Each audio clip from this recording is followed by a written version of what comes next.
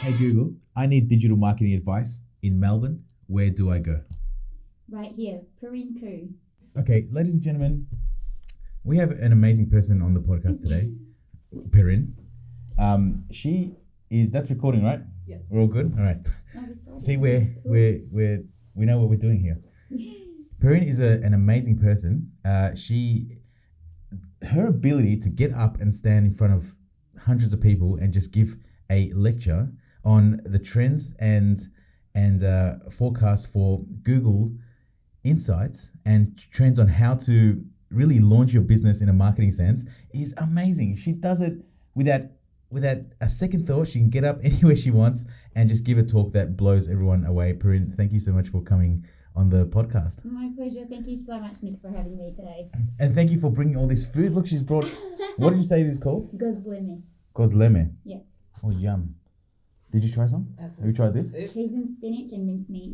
Is this the spinach one? Yeah, that's the spinach one. What's that one? Mincemeat. I want to try this Mincemeat. one. Get the meat Oh my god, is the meat one better? in there. It's so amazing. Is it? With the sauce? They're both good. Oh my god. And you got this near your work? Great. You wanna give them a Just shout out? Road. Yes. Goz City. The place is called Goz City. And if you Oh look my at god. I tagged you on my Instagram. We've got these old ladies in the Turkish or the head wrap and everything, and they're making the dough and Oh, that was made it. with love. So good. Oh my god. Yeah. Oh, People yeah, are listening to me chew on. They're going to be in the car and they're going to be listening to me chewing. Isn't that a thing on YouTube? People do that. Have you seen that? Yeah. That's it's weird. Called, what is it called? ASMR. What's that? It's a short for it's where people do sound effects and people get really comforted by that. So it No, could what be people get comforted by the sound of someone chewing. either chewing, it could be brushing your hair, it could be taps like this. Really? Yeah. Oh, can we and try people- this? Let's see. Let's yeah, see. it's really Let's good. see if we get banned. Ready?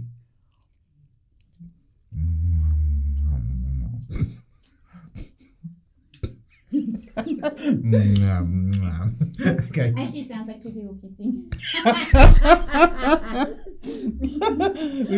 Yeah, we didn't think that through, did we?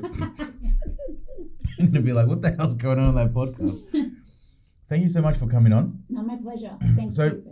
Do you want to tell people a little bit about what it is that you do and what your ambitions are in life? In life.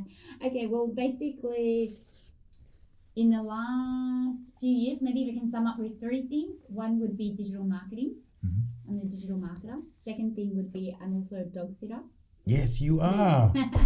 That's right. So outside of work, outside of office, I look after people's dogs for you while you're on a holiday. You have the cutest feed ever. These little puppies, I love it. they're the best. Yeah, they are. They are. You come home happy. You got to, you wake up happy as well because they're just greeting you all the time. Yeah. And it's So- exciting. Just to give you a little bit of background, I used to take dogs from the pound and train them up again so that they would be rehabilitated back into a normal living environment because as you know most of the time dogs that end up in death row are usually because of the fault of the owners.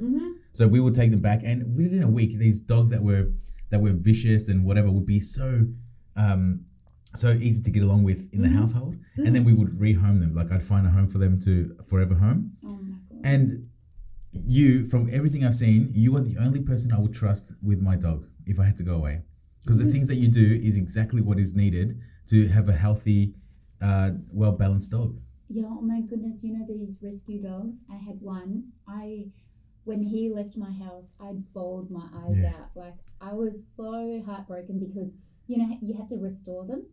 Yeah. And then he's trusted me, and now I have to kind of give him Yeah. away for him to relearn how to trust someone else. I was just so heartbroken. I was like, oh, I'm so sorry. I felt like I was betraying him. It's the worst. It's the worst feeling. So I don't know how you do that with the rest of it. I had Yeah. one of them was a rescue, and he was going for, death row, so to speak. Mhm. And if nobody looked after him, he would have been put down. Yeah. I remember one of the dogs that I had was named Chance, and then they named him Chance because they took him out of death row. But the reason he was going to be euthanized was because he bit the hot water system. So this dog was a Doberman cross.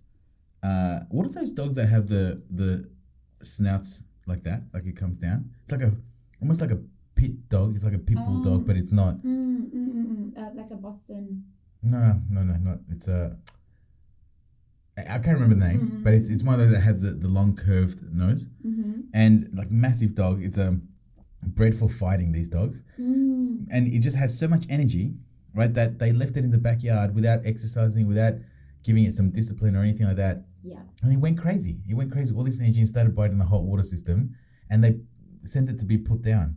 And that was my favorite dog. That was the hardest dog to rehabilitate just because of all the energy it had. Yeah. But I remember when we did find its forever home, this guy came in his car, and it's like a really nice luxury car, like a vintage car. And the window was like a full window at the back, a straight window. Wow. And the dog had jumped in the back seat. And I remember I was like in tears, and I just couldn't handle it because that was I wanted to keep that dog. But the people I was with, they didn't want the dog. Yeah. And the guy started driving off, and the dog just sat there like with its like up straight, just looking straight at me like, what are you doing, man? Like, where are we going? Are we going? And I just started I turned around and I just started crying like a little girl. It was so hard. That was so hard to let it go. It was literally mourning. Yeah. I was mourning as well. Like, my husband was like, do you want to keep it? Blah, blah, blah. I'm just like, no, I can't, because I've got all these other dogs coming after. Yeah, it's tough. Yeah, it was so hard. The relationship you build with an animal is like no other. Yeah, it really was. And it was he was going to be put down for the wrong reasons as well. And I was like, a perfect pet at home. So sad. So good. So sad. So do you have a business name? Or is it just that do you want to talk about this? I mean, you don't have to. No. So I do this on the side, so it's very ad hoc, but it also ties in with how I do my marketing, my digital marketing. So maybe I might kind of have a segue into how I got into it. Yeah, let's start there. How did you get into marketing in the first place? Oh, I've always loved marketing. So like since growing up, my parents were business owners. Yeah. And I've always had this, I wanted to be like the businesswoman, and I wanted to do all these things. But also at the same time, my parents went through a lot. So we rode the highs of, a really good business, being very successful. And then also the lows of like what happens when a business is not doing well and how it affects the whole family. So I went through that as a child. It's so important to see that. It is. So a lot of people start off seeing the lows. Like business is so hard. But when you see success first and then you see the lows, like I think it's always harder to do it that way because you're like I'm invincible. Everything I do is right. Yeah. Yeah. Literally. And you saw that as a kid? It was up and down. I knew how much work it goes, like how much work you need to put into owning your own business, but I kind of loved it. So it's kind of like a love-hate relationship. Yeah. But then also from there, I felt like, and this is something I'm still working on, is I'm trying to get over that fear. Because I feel like I've developed a fear of, what happens if I own my own business, and, do I have to sell my house, like do I have to do all these things, which is really hard to let go. But I know these are all in my head. Yeah. So what my solution for that at the moment, I'm working for an agency, WME Group. And what happens is in my role, I manage about 100 businesses, which I can advise people on how to grow their business, do all that stuff. And I feel like it's a safe zone for me to not kind of, take that risk. But I know that one day I have to. But that's so good because you're seeing the data as to why a business comes to you in the first place, because they need more leads or they need more work or whatever. So you see why they got to that point in the first place. You are in the ultimate position to be in before you start a business. That is awesome. Yes, the getting started. It's like anything, like getting to the gym. Yeah. Like you're like, okay, I signed up for this now. I literally have to go. Yeah. So I'm kind of working through all these things. But you know what you're doing is that, so if you take the analogy of the gym, you're seeing that you're seeing everyone that's ever gone to a gym, you're seeing the people that succeeded and the people that failed, and you're seeing why. You're seeing why they succeeded and why they failed, and that's what you're doing before you launch into a business. That is invaluable. Absolutely. Wow. I'm very privileged to be in the position I am in. Yeah. I've seen a lot of successes with my clients, and obviously learned a lot as well, because I think, to me, it's very important. It's not just about the successes, about what happens to a campaign that's failed. It will teach you as much as, a successful campaign, or if not more. Yeah. And these lessons are important not just for me, but for the business owner. And for example, you might be thinking you're doing all right all these years, But then when you look into the data and the analytics of things, you might realize actually you're missing out on maybe like 80% of the other part of the, of what you could have done better. Let me ask you, in a world, because you're so digitally based, in a world that everything's changing, do you think that the fundamental executions in business should still remain the same? Like we change social media, all this stuff, all these platforms are changing so much. Like for example, TikTok is out now, right? But that's going to be, I mean, like Snapchat for business it had a little burst and then it kind of died off. Right? TikTok, I think is on the same way. It's like really good because there's so much funding in it, and it's just going to die off. And then the next thing, the fundamentals of business to keep a successful business going. Do you think that they're still the same? Like each business should have X, Y, and Z to maintain a healthy income or a healthy business life? Yeah, it's not going to be a straightforward answer. So yes and no. There will be waves that you need to ride on. So for example, like trends, things that will last for a while. For example, back in the day, if you when people, we didn't have like the internet wasn't as prevalent, everyone was using fax machines. And at that time, you needed a fax machine to actually, work in your business. But however, with technology, when that changes, you have to kind of keep up with the times, and that is kind of obsolete at the moment. But then there will always be something new that will support a new technology that will empower your business to do more and better. Absolutely. So yes and no, but then however the principle of business as well, I believe fundamentally we're dealing with people. We're not dealing with machines or like tools or anything like that. Fundamentally, it has to be, am I serving the community? Am I, value adding to the world? Am I doing the right things? And these values come from people and a person, what you believe in, what you want to communicate, not too much to the extent of technology. So kind of yes and no. That's interesting that you say that. So we're dealing with people. So when you focus your business around dealing with people, that you have a better chance of succeeding.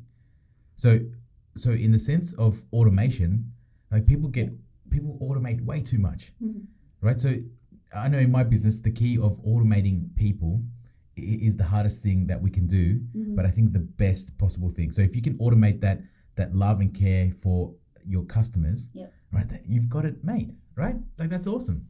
I think there needs to be a balance still, because at the end of the day, with people, we're quite unpredictable, but also very predictable in some sense. Yeah, that's true. That's so we're very guided by culture. But also at the same time, people can change their minds like, tomorrow, when something new happens or when something new comes along, they forget the old trend and they move on to the next one. So in terms of, I think, be true to what you believe in, to your values, because at the end of the day, whether your time is now or whether that trend is now or whether it's in the future, you still need that to hold true and to take you along that journey. So for example, like there are a lot of successful people who make it, when they're a little bit older, past 50 or so. Like, what's that? The Harry Potter girl, what's her name? J.K. Rowling. Rowling. People might shoot Rowling. me for this. You're like what was it? The Destiny's Child. Kelly Rowland, is that who you're thinking of? Tolkien. No. Okay, I'm not Okay, but like, she's an example where she's a great writer, but she's tried many, many times before she actually broke through to the public, to the general public or to the mass media.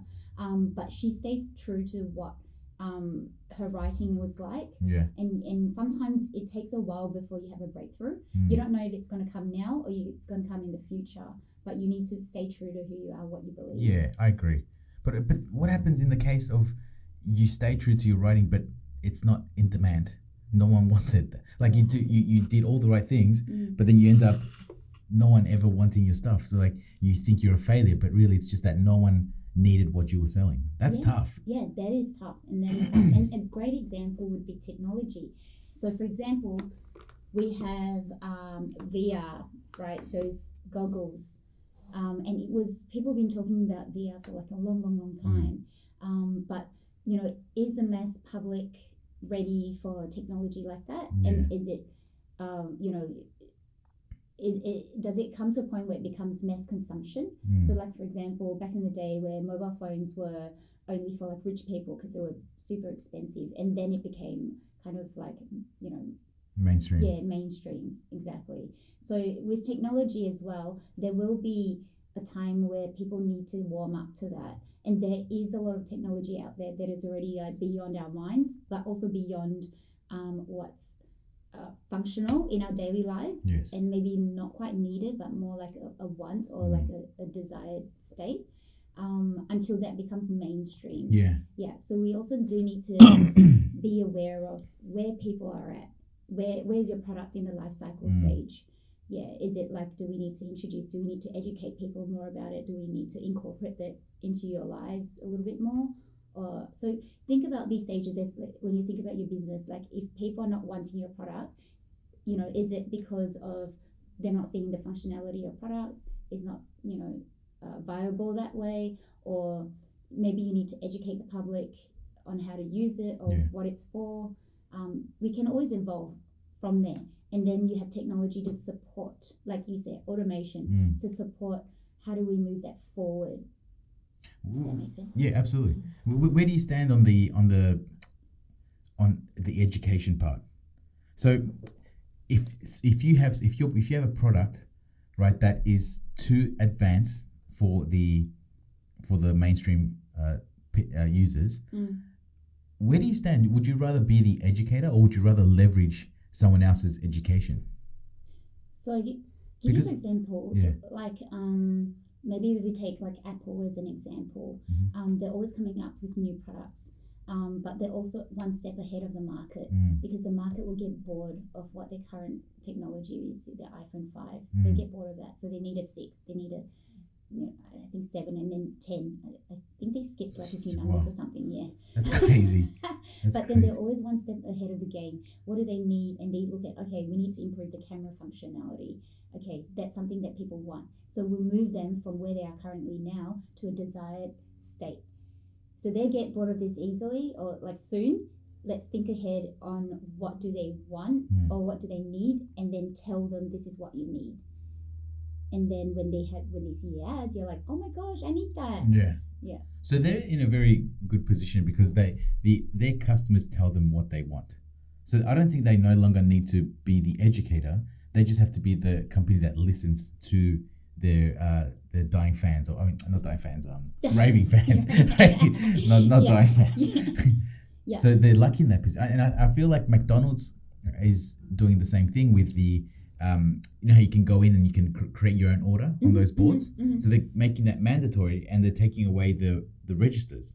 So now there's only one register, as before they had like 5 or 6, right? So now they're just having their customers tell them what they want, so they can better package, they can better create new products, and so they're leveraging, I think, their customer base. Right? Yeah, so they do have a wide customer base, and like you said, that's an advantage. However, what happens in the scenario of if you've invented a new product that no one has ever seen or heard about, then you have to be the educator. Exactly. Yeah, that's true.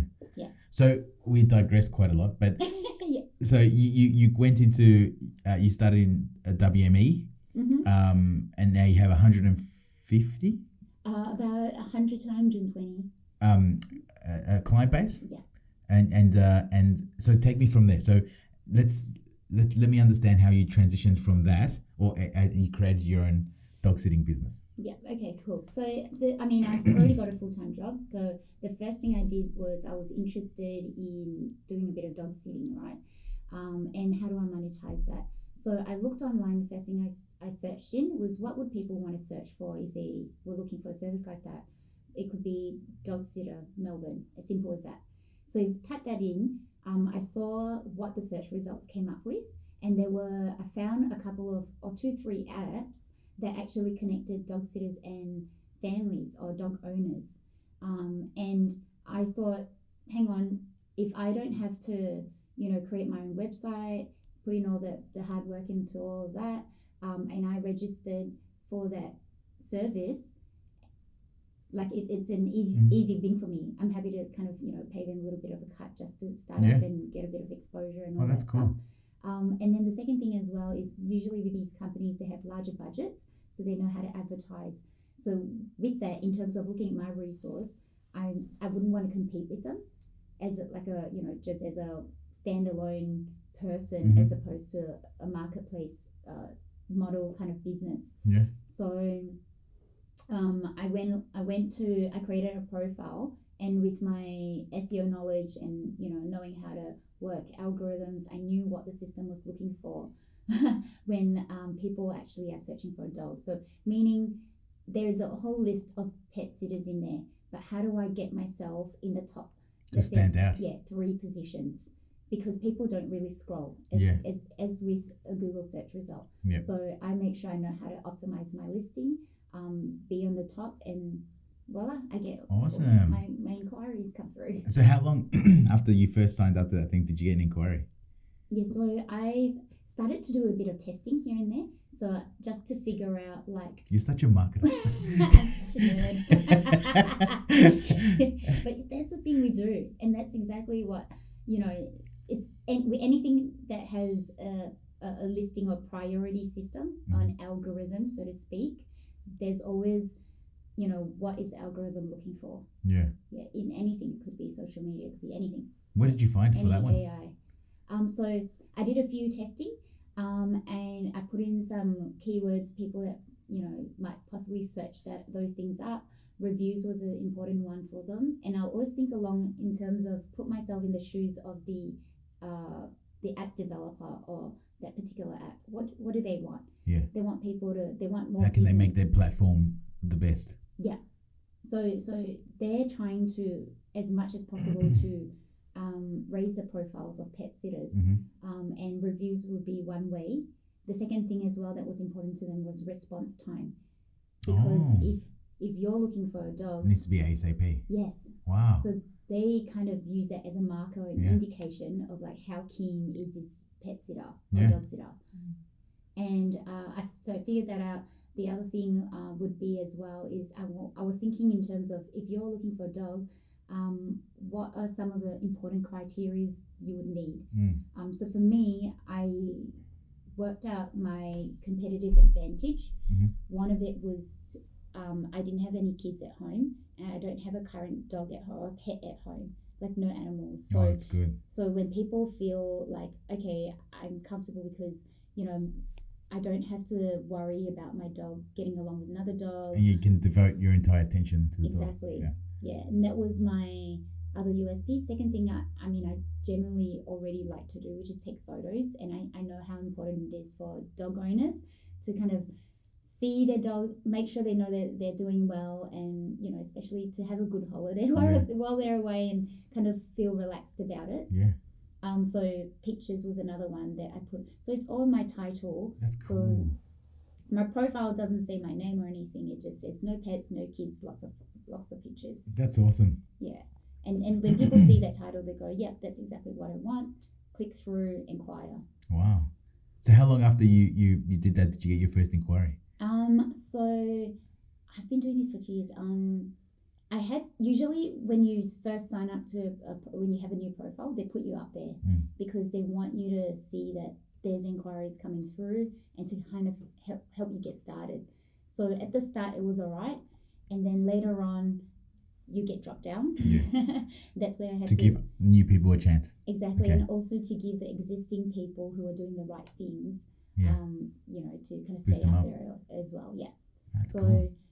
One of the things I did was I tweaked my profile. I went from position 17 to 5 in a day. What? Yeah. Wow. So just little changes, little tweaks like that. So don't stop. They recognize these things. Yeah. Did you do anything that dropped you back down? Yes.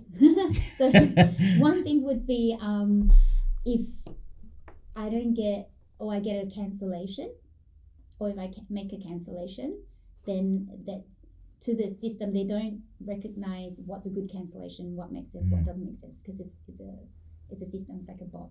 So cancellations help get me down, but sometimes we have to make calls like that. Yeah. If we can take on a job or not.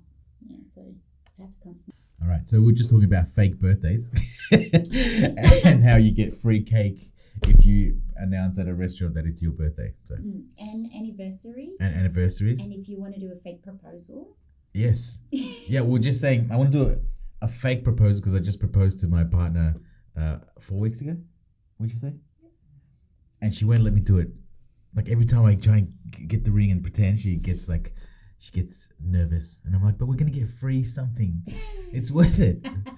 I wonder what we get. Every dinner you get a free something. That's amazing. Yeah, maybe free champagne. I wonder if saying your birthday is different to saying your anniversary. What do you get? You get anniversary, you get champagne. Yeah, maybe champagne. And birthday, you get cake. Or dessert. Yeah, champagne or dessert. And don't forget, if you go like for a honeymoon or any time you're traveling, just tell them it's your anniversary, and then you might get a free bottle of champagne as well. Did you guys hear that? Did everyone hear that? Do we need to rewind this and replay that? So yeah. Also, I used to work in the hospitality industry. So did I you? know that. Yeah. Where did you work? It's a service apartment. It's called Arrow in Swanston, which is on Swanston Street. Okay. Yeah, and did the marketing for them, and yeah, so you get to ask for like late checkouts, early check-ins. You know, do it all. If you're in your honeymoon. Yeah. Really? So anytime you stay in accommodation, yeah. I like a late checkout. It's so good. You don't have to rush. It seems like every time you go to a hotel, the last day is always like you have to leave the earliest. Yeah. So just request. There's no harm.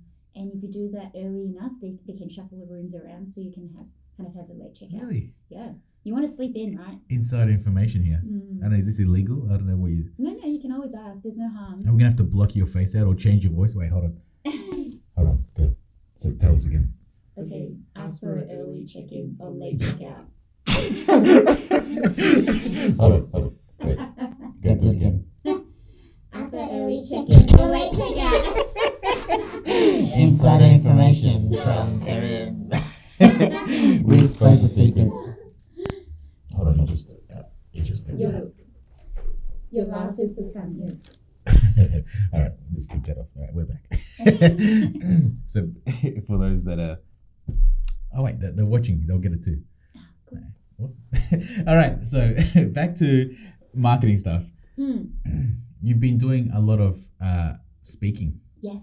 Lately. What got you into that? As of last year, actually, I have to thank Johan from Business Authorities, and this is a amazing community that he started for business owners. Amazing, Nick, you know that. Yes, absolutely. And he gave me the pleasure of speaking in one of his events. So it was a mastermind about digital marketing. Yep. And that was my first exposure in a public setting like that. And that was your first one? It was absolutely my first one. Wow, you killed it. I never thought of doing anything like that. Wow. Never would have imagined myself like up there doing, Yeah. I just, I'm just do what I do every day, But then I realized actually, you know what? There is something that I have that I need to share with the world as well. Like if I have knowledge, and that's exactly what I'm doing right now. I have the knowledge in terms of how do you scale your business? How do I help you in terms of business owners? Then why not share it? Yeah. It's information. If you can implement it, if you can grow it, then that's amazing. Like if I can provide that value, I love that. So he was so kind just to have me on board. Did what was it about? It was about tools, tips. Insights. Yeah. How to figure out your marketing, how to figure out the keywords and hone in on your follow-ups as well. Yeah, and tools as well. Like tools, if you're a business owner, there's so many free tools out there that you can use. And if you can utilize and leverage on these things, you'd be like one up, definitely. So that was from then on, I had quite a few more invites into other events as well in different communities, which I've been very, very privileged to be a part of. Yeah, that's awesome. Now I'm here. Now you're here, the biggest event of all. Milestone event. We have 20 million listeners. Absolutely. Why are you laughing? We have 20 million. I thought it was 40. 40? We dropped down from last week. Our last guest. He just ruined it. Who was the last guest? Tony Sambelt. No. Yeah, that's awesome. Yeah. So speaking is really a great way to put your name out there. If you're speaking on behalf of a business, it really amplifies the business name. It's such a good way to network and to build that audience. for me, I mean, I kind of fell into it, so it wasn't like manufactured or anything, which is amazing because I want to keep it to, you know, what message do I have to share with the world, and that was the platform. So, you know, I don't like some of the events. I don't get paid or anything like that. I'm just happy to prepare and share information with the world. Yeah. So that was, you know, kind of like my angle and where I came from. Yeah. Yeah, and I don't think that will change. And it was really the information you give. So if anyone ever sees Perryn on a speaking panel, go to it because you always give valuable information. So it's not like this fluffy bullshit that other people give, right? Like that everyone knows, but you give genuine information. Even I've been marketing for about 10 or 11 years, and even I was like, oh shit, I didn't know that. That's awesome. Oh, there's so many things we don't know. And there's so many things I don't know as well. So, yeah, you know, if we can all share like collectively, that's what, you know, the internet is, a collection of information. Yeah. And the world becomes a richer place. Yeah. And we've got information on our fingertips, which is amazing. So if you were to say you're an expert in something, what are you the expert in? I think strategy in digital marketing. Mm-hmm. Yeah. Nice. So I work with so many business owners day in and day out. I understand, and also, you know, excuse me, I shared a bit of my background before with my parents and stuff. I understand how it's like and the struggles. Yeah. And I've seen, you know, other people share with me, so that's valuable information. So sometimes I can apply that on a different perspective, maybe kind of like consultancy a little bit. Kind of like what, sorry? Consultancy. Oh, yes. Yeah, like if you need, you know, a direction to somewhere, and for me to go into the business, and a lot of times I do that with clients that I take on board. I have to understand the business. I go into there, understand your goals, where you have, what your capabilities are, your resources are, before I can actually devise a strategy to move forward with. Because we need to know what we have right now and where you want to go. Right? That's so important. I'm glad that you mentioned that because so many business owners don't know what they don't know. So when someone like you goes into the business and says, let me look at everything that you do, right, and let me devise that plan because you're the expert ultimately. Business owners know their business. I don't know your business. I know the industry. But that's where we can cross-reference our information and kind of, it's like a tag team. You tell me about your business, I tell you what's going on. Let's share and let's look at what's the best way forward. So we've also had the best results by doing that. So anytime we can do that, we always get the best results because you get to understand. You don't need to understand 100% of their business, but I think at 25% understanding the crucial points is enough to put together the business plan or the marketing plan, whatever it is that you're doing. And it's always a two-way thing. It can't be, okay, you know, here's, you know, just here's my business, like off you go, you know, get me some results kind of thing. Because, you know, what if it, you know, there are little quirks and little things about your business that is unique to other people. You can't quite do a cookie cutter to a certain extent. So that's where I need inputs from the business owner as well. Tell me, you know, is this working, or does this make sense? Because sometimes it doesn't. That's where we revise things. But I don't know if I can share a little bit about some trends. Yes. Absolutely. Well, because I think we touched a little bit about this, and you mentioned about Google Home and things along those lines. And this is something that I've been thinking about, especially for this year. And end of last year, I was thinking about 2020 is like, you know, next decade kind of thing. Everyone's like quite excited for it. And something I thought was, you know, I don't know if you remember, and if you probably remember back in the day when you had the old internet dial-up. Yes. Do you remember how it sounds? Yeah.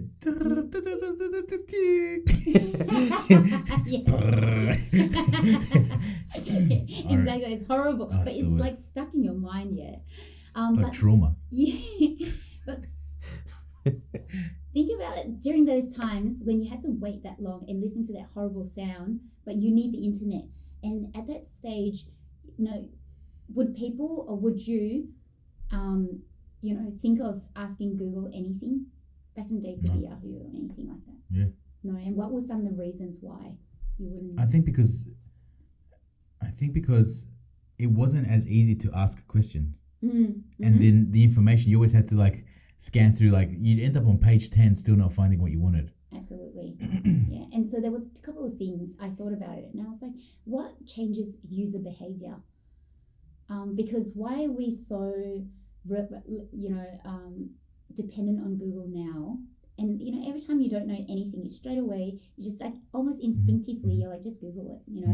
But back in the day, why didn't we just Google it? The internet was alive back then. There was still a lot of information, but why didn't we just kind of do it? Just because it wasn't instant. Yeah, exactly. It wasn't instant and it wasn't convenient as well. Absolutely. So what made things a bit more instant? Phone, definitely the mobile. Internet on your mobile. Mm-hmm. And definitely those Google Home things are going to really make it convenient. Absolutely. So things are moving. So you can see the trends from back in the day. It's changed consumer behavior. Back in the day, you used the internet for different things, like to send emails, basically. And you wait the dial up and then send an email. Now, with technology, we've got the phones, and also the speed of the internet's a lot quicker. We don't have to wait for that annoying sound to start up before we can actually ask a question, and we get an instant response. So the clue to this would be technology has changed, and that has drive consumer behavior. So where are we going? This is the day and age of instant information right now on our phones. What will become more convenient in the future in terms of technology and how we search for information? The next step, if you think about it, you mentioned something about Google Home, that would be using your voice. Yeah.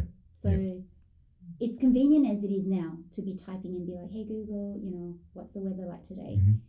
But it would be more convenient if we can actually just verbally ask Google instead of definitely typing that in. Yeah. So but ask yourself again, like, why aren't people using voice search as much as we thought we would have? Yeah, well, I mean, I think in Australia it's not as much. Like in America, I know it's massive already. Like when they have that Google Home thing. But I think in Australia, not just yet, but we always lag behind in technology, I think. But sometimes we lag so much that we skip a certain technology and go straight on to the next one. So let's say for yourself personally, instead of asking Google or instead of typing in, what is stopping you from asking Google, what is the weather like today? Well, for me, because it's not so convenient. Because sometimes when I ask, it doesn't pick up my voice. That's really annoying. Yep. Sometimes I'm driving with my fiance in the car, and I'm like, hey Google, it doesn't. Hey Google, hey Google. Wake up already. And then she's like, let me just type it in. And I'm like, no. Hey Google. I get defeated with the thing. Yeah. So it's exactly the same thing as back in the day when we had the dial up. You're like, oh, I can't. Like, it's just too hard. I can't wait for it. It's not giving me the right information, and sometimes it's not listening to me properly. But then again, what happens if technology advances and Google got you straight away? Yeah. And even if you change your voice, she might still understand you. Or change your accent and she might still understand you. Yeah, that'd be awesome. That'll be awesome. But that's all, again, pegged on where technology is. Yeah. Yeah. So is that where you think it's going? A Google Voice for the next decade? Definitely, because I think technology is already here. It needs to be released to the market. So, and it will always be, expanding and growing at that rate. Yeah. And when we are empowered with the right technology, consumer behavior will follow suit. Yeah. Does that make sense? Absolutely. Yeah. And I feel like with virtual reality, I feel like that was too soon. It's too soon because we don't have the integrations yet that we can easily use it. Absolutely. But voice, it's easily integrated. Yeah, absolutely. In terms of functionality, like, we don't typically need VR. It's just like a cool thing.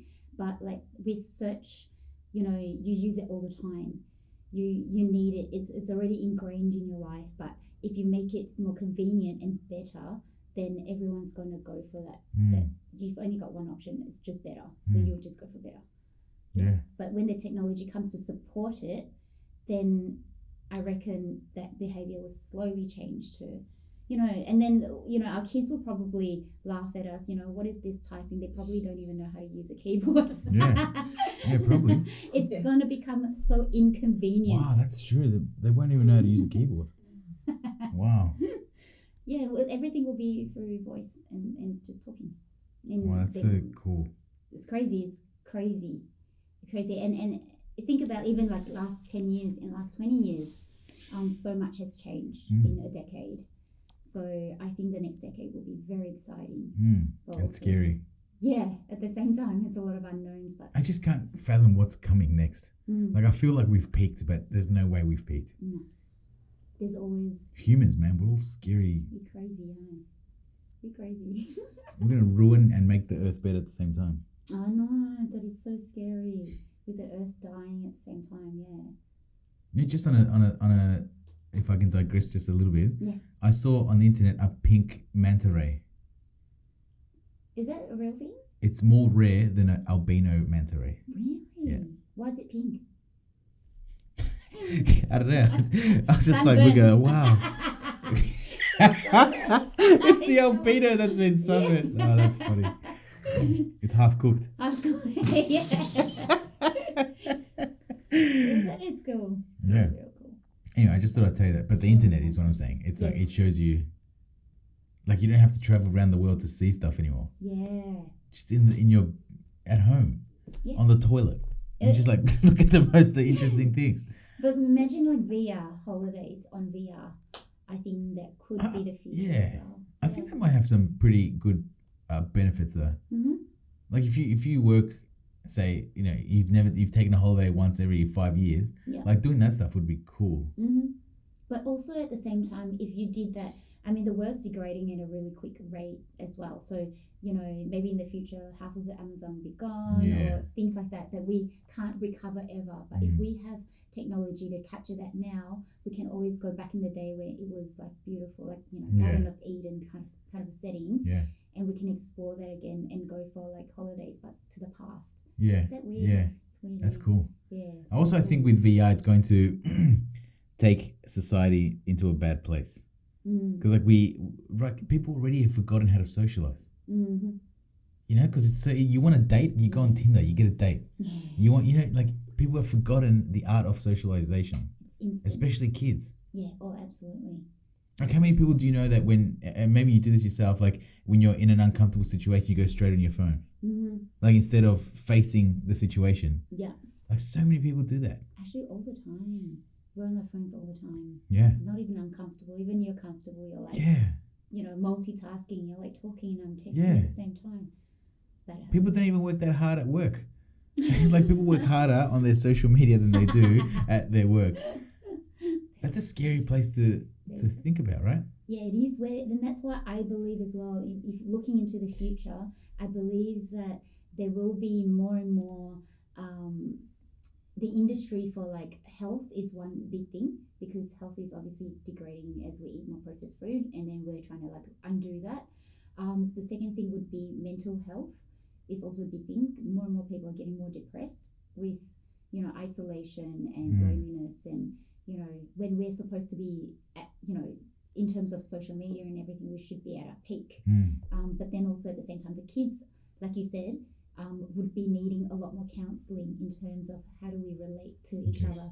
So in future, I hope that, you know, the education system, you have to incorporate sessions or classes to talk about how do we, you know, relate with humans.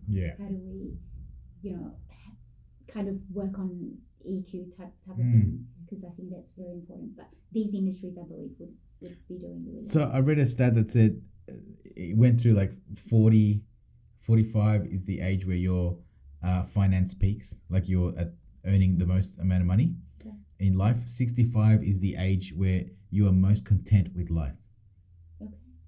So I think that's going to change dramatically, because as our generation gets older, we're so used to comparing ourselves on the internet. So 65 may never ever come. That contentment with life may never ever come. That's sad. Like that was taken from the generation that is 65 now, or like for the last 20 years, right? Before all the internet stuff. So that's scary. It is It's scary to think that we may never be content with life. I think there will be extremes in, so you know, in terms of like financial status, there's always an extreme. You know, there's the really poor and then the really rich, and now everyone's kind of like, you know, in like middle income. You're all right, yeah. But in terms of like mental health, I think there will always be that again. Like people are getting like really poor, like mentally. Yeah. And also at the same time, if you use the right tools properly, you can actually be really enriched by these tools. Yeah. And because there's a lot more awareness now of like, you know, the state of your mental health and, you know, contentment, things like joy and peace. These intangibles will become even more a focus. What do you do to keep yourself on track with mental health? So this year I've got a couple of goals. One would be to have a massage every month, at least.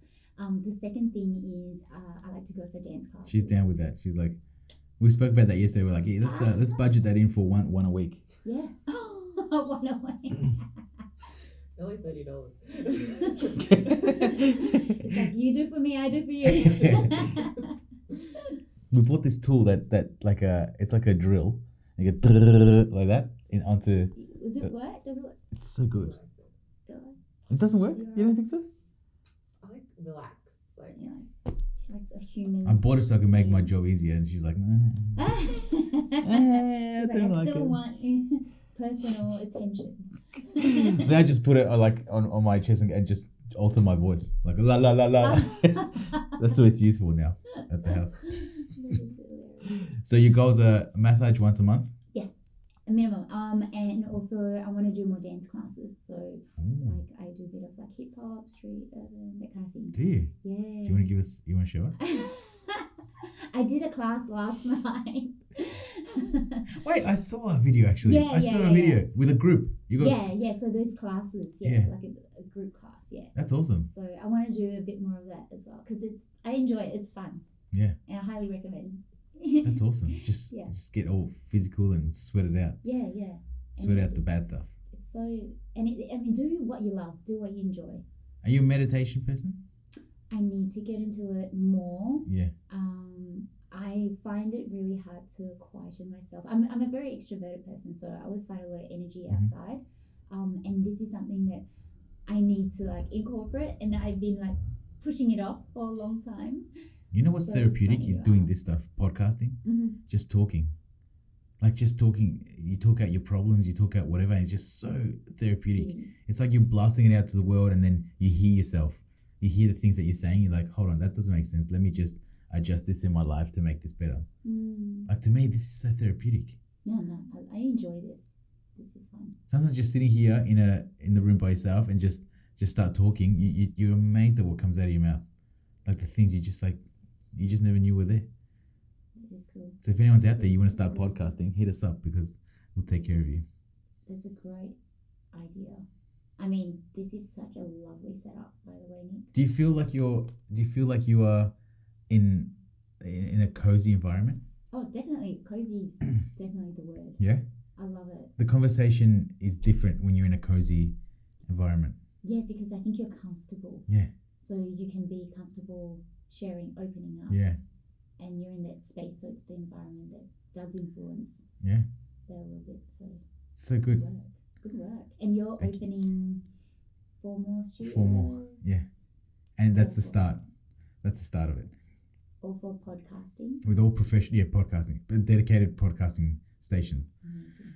Around Melbourne. So amazing. And you've got your location sorted, or? We're going to actually look at. We're going to look at some after this. Some more. So see how we go. This is absolutely fun. So I highly recommend having a podcast with you. Definitely fun. Yeah. But if you wanted to start your own, I think it's such a great idea as well. Because remember we were talking about voice search. Yes. And this is content for voice. Exactly. Yeah. And because we video it, you come in here for 1 hour or whatever time, and then we just splice it up into 40 different pieces of content. It's like 1 a month is more than enough.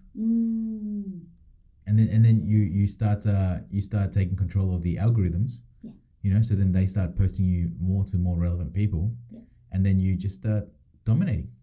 Absolutely. Absolutely, but start now because if you start early in the industry. So, for example, like SEO back in the day, it's really easy to rank because you don't have a lot of competitors. A few Fiverr gigs and you're done. Yeah, exactly. But then also because because you started early, you've already developed all this content and you've already developed your whole website to be so ready for Google. You're not going to drop even if the competition comes along. They have to try a lot harder to kind of beat you to it, or they have to double up with their work to beat you to it. Exactly. So if you start early with the podcasting, the videos and all that stuff, then I think you're ahead of the game. Yeah. And it's a long game, so play it for the long run. Yeah. And any kind of content will always be there.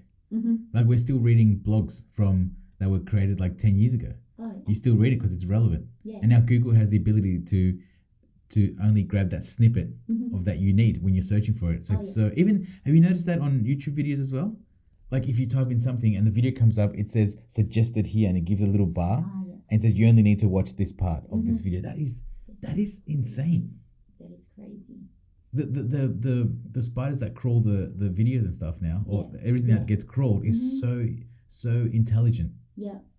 And that's just going to get better. Yeah. Yeah. So start creating your content. Absolutely. Start now.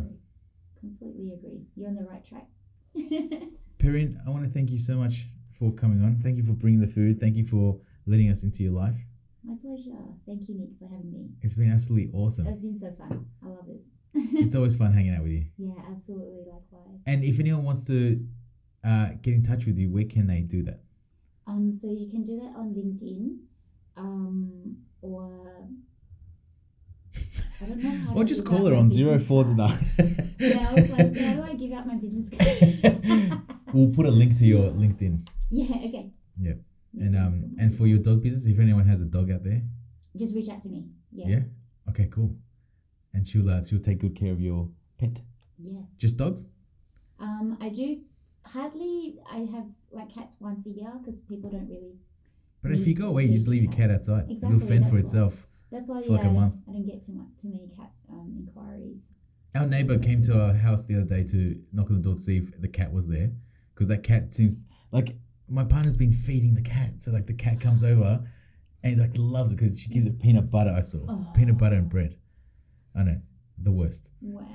And the cat comes over and the lady comes and says, "Hey, have you got my cat by any chance?" The cat just any chance he gets just jumps the fence and just runs. And then the lady came to get it and she had the cat. What was the cat doing? She was like just trying to get away. It was looking like it was all stiff and didn't want to go. Red-handed. Any chance that cat gets, it just runs out of the house.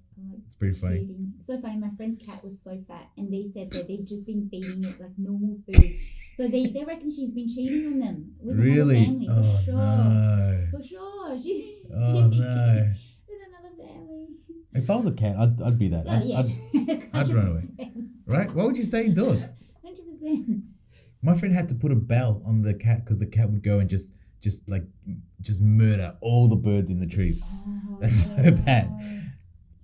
But the bell did nothing. They're just such good predators. You can't domesticate a cat. It'll always try and stuff you up. Yeah. Perryn, on that note, thank you so much. It was such a pleasure. Thank you, Nick. Thank you everyone for listening.